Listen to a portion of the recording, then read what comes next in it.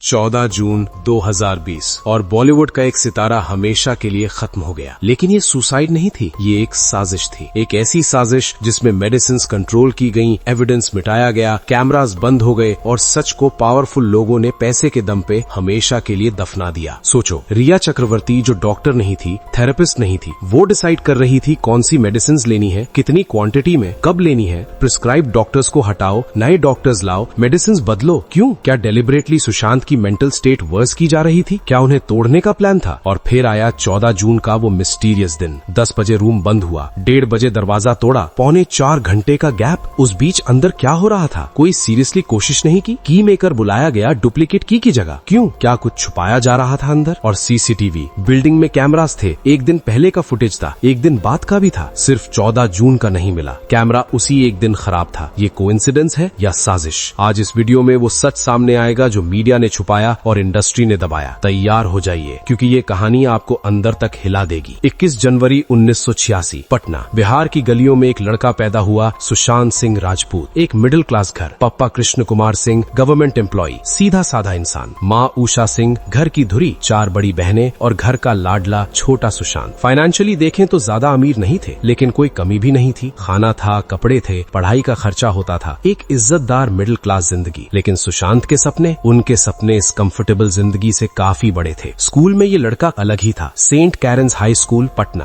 फिर family Delhi shift हुई, कुलाची Hansraj model school. और यहाँ इस लड़के ने दिखाया कि वो सिर्फ एक आम स्टूडेंट नहीं है। ऑल इंडिया साइंस ओलंपियाड में 7वीं रैंक। पूरे हिंदुस्तान में सिर्फ 6 लोग उनसे आगे थे। फिजिक्स और मैथ्स में टीचर्स भी हैरान थे इस लड़के से। सपने थे इस लड़के के नासा तक पहुँचने के। एस्ट्रोनॉट बनना था, रात को छत पे जाता था, दूरबीन से स्टार्स देखता था, प्लैनेट्स ट्रैक करता था। ये कोई छोटा बच्चा नहीं था, ये एक अलग ही दुनिया का इंसान था। और फिर आया वो काला दिन। सुशांत की उम्र थी सिर्फ 16 साल, 10 क्लास में थे और एक दिन माँ चली गई हमेशा के लिए, कैंसर। एक 16 साल का लड़का जिसके इतने बड़े सपने, जिसे माँ रोज मोटिवेट करती थी, अचानक बिल्कुल अकेला रह गया। ये घाव कभी भर नहीं पाया। बाहर से स्माइल करते रहे, अंदर से टूट रहे थे हमेशा। शायद इसलिए बहनों से इतना अटैच्ड रहे हमेशा। माँ की कमी, वो कमी उन्होंने पूरी जिंदगी महसूस की। पढ़ाई जारी रखी, दिल्ली कॉलेज ऑफ इंजीनियरिंग में एडमिशन लिया, मैकेनिकल इंजीनियरिंग। पापा खुश, बहनें खुश, सब सोचते थे इंजीनियर बनेगा, सेटल हो जाएगा, लाइफ सेट है। लेकिन सुशांत के अंदर एक और आग जल रही थी। Stage, lights, acting, dancing. College festivals में परफॉर्म करता था तो कुछ अलग ही फील होता था। जो एक्साइटमेंट इंजीनियरिंग की बुक्स में नहीं मिलती थी, वो स्टेज पे मिलती थी। और फिर आया वो फैसला जिसने सब कुछ बदल दिया। 4th ईयर में जब सिर्फ 1 साल बाकी था डिग्री कंप्लीट करने में, सुशांत ने कॉलेज छोड़ने का फैसला किया। इंजीनियरिंग छोड़ना, मुंबई जाना, एक्टर बनना। पापा गुस्सा हो गए, बहनें परेशान हो गई, सबने समझाया, लेकिन सुशांत ने एक ही बात कही, अगर अभी नहीं गया तो कभी नहीं जा पाऊंगा। और ऐसे एक छोटी सा बैग, थोड़े से पैसे और बहुत सारे सपने लेकर ये दिल्ली का लड़का निकल पड़ा मुंबई, सपनों की नगरी। लेकिन जो वो नहीं जानता था, ये नगरी सपने दिखाती जरूर है, लेकिन तोड़ भी देती है। और सुशांत सिंह राजपूत के लिए तोड़ना बहुत आसान था इस नगरी के लिए। मुंबई 2006, एक छोटा सा किराए का कमरा, शेयरिंग अकोमोडेशन, 3-4 लोग एक रूम में, गर्म मुंबई, कोई रिलेटिव नहीं, कोई दोस्त नहीं। पापा ने सपोर्ट बंद कर दिया था। उनका कहना था, तूने अपनी मर्जी से इंजीनियरिंग छोड़ी, अब अपनी मर्जी से जीना सीख। सुशांत बिल्कुल अकेले थे। खाने का जुगाड़, कभी 1 टाइम, कभी 2 टाइम। वॉलेट खाली था, ड्रीम्स बड़े थे। और ये मुंबई, ये शहर मेहनत के साथ लक भी मांगता है, और लक के लिए किस्मत चाहिए। फिर मिला एक छोटा सा ओपनिंग, शियामक डावर की डांस एकेडमी, बैकग्राउंड डांसर की जॉब। हाँ, बैकग्राउंड डांसर, वो लोग जो स्टेज के पीछे नाचते हैं, जिन्हें कोई देखता नहीं। Commonwealth games 2006, award shows, film fair awards, बड़े बड़े स्टार्स के साथ स्टेज शेयर कर रहा था ये लड़का, लेकिन कोई पहचानता नहीं था उसे। रात को अकेला फील होता था। फोन पे बहनों से बात होती, वो पूछती कब वापस आओगे। सुशांत कहते जब कुछ बन जाऊंगा तब। लेकिन बनते बनते टाइम लगता है, और उस टाइम में डिप्रेशन ने धीरे धीरे दस्तक दी। लोनलीनेस, सेल्फ डाउट, क्या मैं सच में बन पाऊंगा? क्या मैंने सही डिसीजन लिया? फिर सुशांत ने ज्वाइन किया बैरी जॉन का एक्टिंग स्टूडियो। वही बैरी जॉन जो शाहरुख खान को ट्रेन कर चुके हैं। थिएटर शुरू किया, छोटे छोटे रोल्स, पैसे नहीं लेकिन पैशन अलाइव था। और फिर 2009 में आया वो शो जिसने सुशांत की जिंदगी बदल दी, पवित्र रिश्ता, ZTV। मानव देशमुख का रोल, एक सीधा साधा मिडिल क्लास लड़का। और सुशांत ने इस रोल को इतनी खूबसूरती से जिया कि लोग मानव को नहीं, सुशांत को पसंद करने लगे। घर घर में नाम हो गया, अवार्ड्स आए, ITA अवार्ड, जी रिश्ते अवार्ड, सड़कों पे लोग पहचानने लगे। और इस सेट पे मिली उन्हें अंकिता लोखंडे, अर्चना का रोल करती थी वो। ऑन स्क्रीन केमिस्ट्री कमाल की थी, ऑफ स्क्रीन भी प्यार हो गया। 6 साल का रिश्ता, लिव इन रिलेशनशिप, मीडिया का फेवरेट कपल। लोग कहते थे ये दोनों पक्का शादी करेंगे। लेकिन 2016 में ब्रेकअप हो गया। 6 साल का रिश्ता खत्म। क्यों? कोई क्लियर जवाब नहीं, लेकिन एक बात पक्की है, इस ब्रेकअप ने सुशांत को अंदर से तोड़ा। 2013 में सुशांत ने फैसला किया, अब टीवी नहीं बॉलीवुड, पवित्र रिश्ता छोड़ दी। सब शॉक्ड, लेकिन सुशांत की एक ही बात, अगर अभी नहीं गया तो कभी नहीं जा पाऊंगा। और यहाँ से शुरू हुआ बॉलीवुड का सफर, और यहीं से शुरू हुआ वो खेल जिसमें सुशांत पॉन थे और चेस प्लेयर्स थे कुछ और लोग। 2013 काई पो चे, पहली फिल्म, डायरेक्टर अभिषेक कपूर, चेतन भगत की नॉवेल पे बेस्ड। सुशांत को मिला ईशान भट्ट का रोल। फिल्म रिलीज हुई, हिट हो गई, क्रिटिक्स ने तारीफ की, बेस्ट मेल डेब्यू अवार्ड मिला। बॉलीवुड ने पहली बार सीरियसली लिया सुशांत को। फिर आई शुद्ध देसी रोमांस, मॉडरेट रही। फिर पीके में छोटा रोल, लेकिन फिल्म इतनी बड़ी ब्लॉकबस्टर थी कि विजिबिलिटी बढ़ी। डिटेक्टिव ब्योमकेश बख्शी आया 2015 में, क्रिटिकली अक्लेम्ड। सुशांत की एक्टिंग फिनोमिनल, लेकिन बॉक्स ऑफिस पे फ्लॉप। और यही पैटर्न था, सुशांत की अच्छी फिल्म्स को ऑडियंस नहीं मिलती थी। क्यों? क्योंकि मार्केटिंग नहीं थी, पीआर नहीं थी, बड़े बैनर्स का सपोर्ट नहीं था, इंडस्ट्री के अंदर कनेक्शंस नहीं थे, और ये चीज धीरे धीरे सुशांत को तोड़ रही थी। लेकिन फिर आया 2016 का वो golden moment, MS Dhoni the untold story, India के सबसे बड़े क्रिकेटर की बायोपिक। ये रोल प्ले करना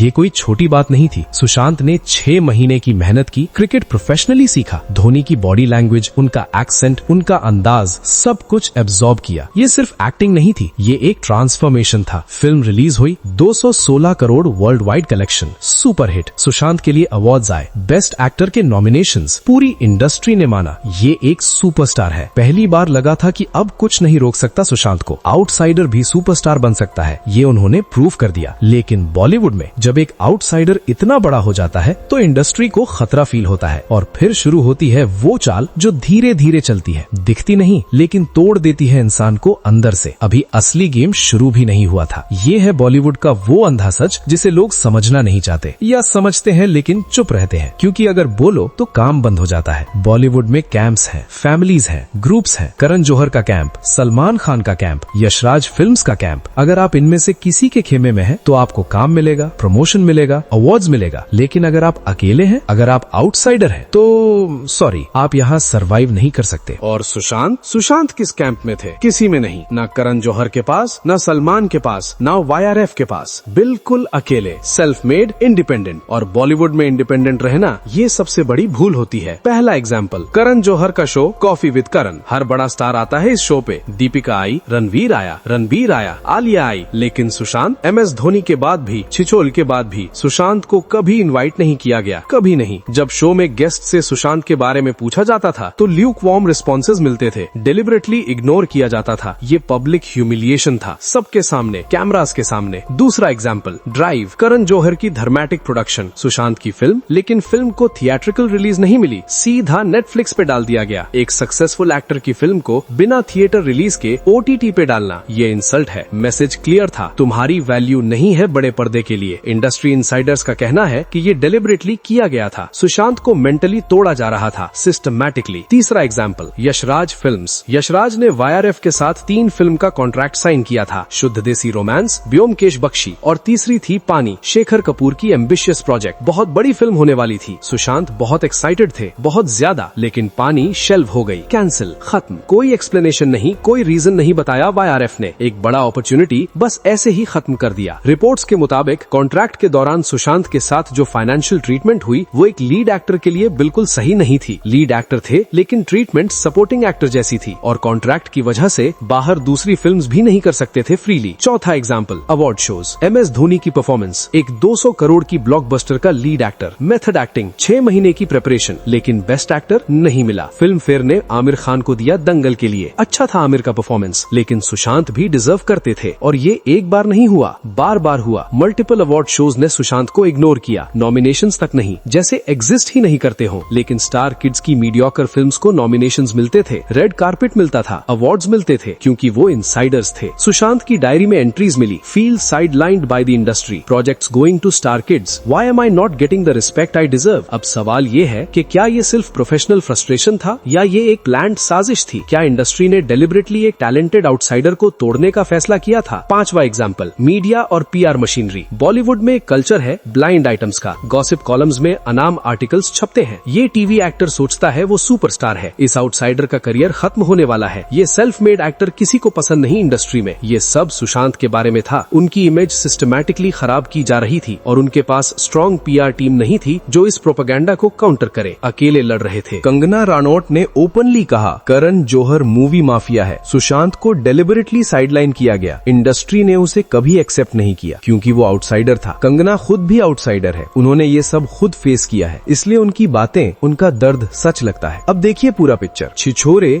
200 करोड़ से ज्यादा कमाई, फिर भी इंडस्ट्री कहती है नॉट बैंकेबल। ये कौन सा लॉजिक है? लॉजिक सीधा है। सुशांत आउटसाइडर थे, फिल्म फैमिली से नहीं थे, इसलिए डिजर्व नहीं करते रिकॉग्निशन। ये था बॉलीवुड का कड़वा सच। दोस्त, अगर आप वीडियो के इस हिस्से तक आ ही गए हैं तो वीडियो को लाइक करके चैनल सब्सक्राइब जरूर कर दीजिएगा। 2019 प्रोफेशनली सुशांत के पास छिछोरे थी, superhit film, national film award भी आई, लेकिन पर्सनली सब टूट रहा था। सारा अली खान के साथ रिलेशनशिप खत्म हो चुकी थी। ये भी एक अजीब कहानी थी। कॉफी विद करण पे सारा ने पब्लिकली कहा था I want to date Sushant Singh Rajput, public confession. और फिर कुछ वक्त के लिए रिलेशनशिप रही भी, लेकिन फिर फिल्म रिलीज के बाद सारा ने डिस्टेंस बना लिया। क्यों? कुछ लोग कहते हैं क्लास का फर्क, स्टार किड का आउटसाइडर के साथ दिखना इमेज खराब कर सकता है, फैमिली प्रेशर था, जो भी रीजन था। सुशांत के लिए ये एक और रिजेक्शन था। प्रोफेशनल रिजेक्शन तो था ही, अब पर्सनल रिजेक्शन भी। फिर आई रिया चक्रवर्ती 2019 की शुरुआत में, और ये रिलेशनशिप ये बॉलीवुड की सबसे बड़ी कंट्रोवर्सी बन गई। कॉमन फ्रेंड्स के जरिए मिले थे दोनों। पहले कुछ महीने ठीक थे, यूरोप ट्रिप, सोशल मीडिया पे पिक्चर्स, हैप्पी लगते थे। लेकिन फिर रिया घर में शिफ्ट हो गई और यहाँ से सब कुछ बदला। सुशांत की फैमिली को रिया पसंद नहीं आई। फैमिली का कहना है रिया ने सुशांत को उनसे दूर कर दिया, उन्हें अकेला कर दिया, उनकी जिंदगी कंट्रोल करने लगी, फाइनेंशियल डिसीजंस रिया लेने लगी। फोन रिकॉर्ड से पता चला कि सुशांत अपनी बहनों से ओपनली बात नहीं कर पाते थे जब रिया पास होती थी। और फिर आया मेडिसिन का चौंकाने वाला एंगल। सुशांत को क्लिनिकल डिप्रेशन और एंजाइटी डिसऑर्डर डायग्नोस हुआ था। ऑफिशियली 2019 में डॉक्टर्स ने मेडिसिन प्रेस्क्राइब की थी, anti depressants, anti anxiety tablets, proper treatment चल रही थी। लेकिन रिया उन मेडिसिन को चेंज करने लगी, अपने अकॉर्डिंग डॉक्टर्स से कंसल्ट करने लगी। व्हाट्सएप चैट्स मिले। इन्वेस्टिगेट में रिया मेडिसिन के बारे में बात करती दिखी, कौन सी चीज लेनी है, कितनी क्वांटिटी में लेनी है, कब लेनी है, ये सब रिया डिसाइड कर रही थी। एक गर्लफ्रेंड मेडिसिन क्यों कंट्रोल कर रही है? डॉक्टर नहीं है वो, थेरेपिस्ट नहीं, फिर क्यों? क्या ओवर मेडिकेशन हो रही थी? क्या मेडिसिन डेंजरसली मिक्स हो रही थी? क्या सुशांत की मेंटल स्टेट को डेलिबरेटली वर्स किया जा रहा था? ये सवाल आज भी है। जवाब आज तक किसी ने नहीं दिया। 2020 जनवरी, कोविड लॉकडाउन, पूरा देश घर में बंद, फिल्म शूट्स बंद, बाहर निकलना बंद, और सुशांत पहले से ही अकेले फील कर रहे थे। अब लिटरली अकेले हो गए। घर में सिर्फ रिया थी और कुछ हाउस स्टाफ। फैमिली लॉकडाउन की वजह से आ नहीं सकती थी, दोस्त मिल नहीं सकते थे। डिप्रेशन और बढ़ गई, एंजाइटी एक्सट्रीम हो गई, मूड स्विंग्स इतने बड़े हो गए कि कभी बहुत खुश, कभी बहुत सैड। और फिर आए दो हेला करने वाले दिन। 8 जून 2020, सुशांत की एक्स मैनेजर दिशा सालियन की मौत, बिल्डिंग से गिरकर। पुलिस ने कहा सुसाइड, लेकिन सर्कमस्टांसेस सस्पिशियस थे। एक पार्टी थी उस रात, कुछ राज थे उस पार्टी में, और सुशांत जो दिशा के बहुत क्लोज थे, ये खबर सुनकर टूट गए। और इसी दिन 8 जून को ही रिया ने सुशांत का घर छोड़ दिया। 6 दिन, सिर्फ 6 दिन बाद सुशांत नहीं रहे। क्या ये कोइंसिडेंस है? सिर्फ सोचिए। 14 जून 2020 रविवार, सुबह का वक्त, Bandra Mumbai, Mont Blanc apartment building, 6ठी फ्लोर। और जो उस दिन हुआ वो दिन आज तक एक सवाल बनकर खड़ा है। 8 बजे सुशांत ने फ्रूट जूस पिया, नॉर्मल मॉर्निंग, कुछ अजीब नहीं था। 10 बजे अपने रूम में गए, दरवाजा अंदर से बंद कर लिया। फिर शुरू हुआ वेट करने का सिलसिला। नॉक किया दरवाजे पे, कोई जवाब नहीं। सोचा सो रहे होंगे। फिर नॉक किया, कोई आवाज नहीं। फिर नॉक किया, कोई रिस्पॉन्स नहीं। और फिर 1:30 बजे के आसपास फैसला लिया दरवाजा तोड़ने का। 10 बजे से 1:30 बजे तक पौने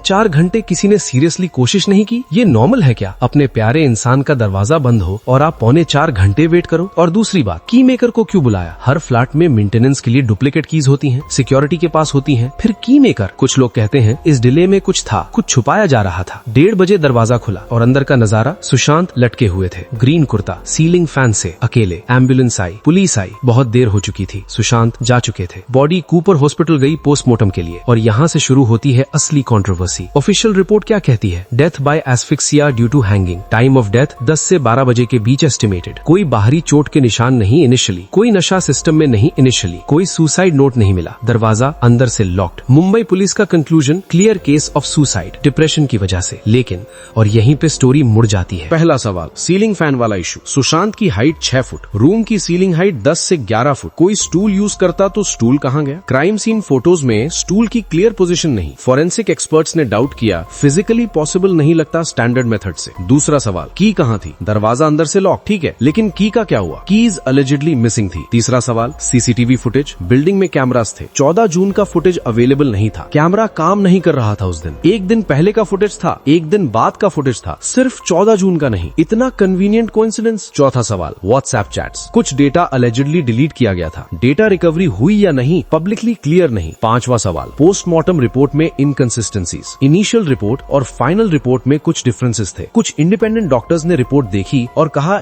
ये हैंगिंग सुसाइड नहीं लगती क्लियरली, कुछ और एंगल भी हो सकता है। छठा सवाल, और ये सबसे बड़ा है, सुसाइड नोट नहीं मिला। सुशांत इतने इंटेलिजेंट थे, इतने फिलोसॉफिकल थे, इतने एक्सप्रेसिव थे। जो इंसान अपनी डायरी में 50 से ज्यादा फ्यूचर गोल्स लिखता है, जो क्वांटम फिजिक्स पढ़ता है, जो यूनिवर्स के बारे में सोचता है, वो एक वर्ड नहीं छोड़ेगा जाने से पहले, एक वर्ड नहीं। रिपोर्ट्स के मुताबिक सुशांत की डायरी में 14 जून तक की एंट्री में भी फ्यूचर प्लान्स लिखे थे, करने के सपने, आने वाले प्रोजेक्ट्स। एक इंसान जो जाने का प्लान कर रहा हो, वो कल के लिए सपने क्यों लिखेगा? अब आता है कहानी का सबसे बड़ा सच। एनसीबी इन्वेस्टिगेशन में रिया के व्हाट्सएप चैट्स मिले जिसमें नशीली चीजों का डिस्कशन था, पाउडर, सीबीडी ऑयल और भी बहुत कुछ। थ्योरी ये है सुशांत को धीरे धीरे कमजोर बनाया जा रहा था, मेंटली अनस्टेबल बनाया जा रहा था। और फिर फाइनल दिन पे सीबीआई ने इन्वेस्टिगेट किया, ईडी ने इन्वेस्टिगेट किया, एनसीबी ने इन्वेस्टिगेट किया, एम्स के मेडिकल एक्सपर्ट्स ने इन्वेस्टिगेट किया। एम्स की रिपोर्ट क्या आई? मर्डर का कोई एविडेंस नहीं, कंस्यूसाइड कंफर्म। लेकिन मेडिकल एक्सपर्ट्स का एक बड़ा हिस्सा इस रिपोर्ट से अग्री नहीं करता, कहते हैं प्रॉपरली इन्वेस्टिगेट नहीं किया गया, पॉलिटिकल प्रेशर था। और सीबीआई की फाइनल रिपोर्ट आज तक नहीं आई। 4 साल हो गए, केस अंडर इन्वेस्टिगेशन है, कोई अरेस्ट नहीं हुआ मर्डर के लिए, सिर्फ री अरेस्ट हुई पाउडर केस में और 28 दिन बाद बेल मिल गई। सर्वेस कहते हैं 70% से ज्यादा लोग बिलीव करते हैं कि ये सुसाइड नहीं थी, कुछ और था। क्या ये सिर्फ एक नासमझी थी या कुछ और? क्या पावरफुल लोग इन्वॉल्व थे? क्या सच हमेशा के लिए दफना दिया गया? सुशांत की मौत के बाद पूरा हिंदुस्तान सड़कों पे उठ गया। ये सिर्फ एक सेलिब्रिटी की डेथ मिली थी, ये एक मूवमेंट था। बॉयकॉट बॉलीवुड ट्रेंड किया,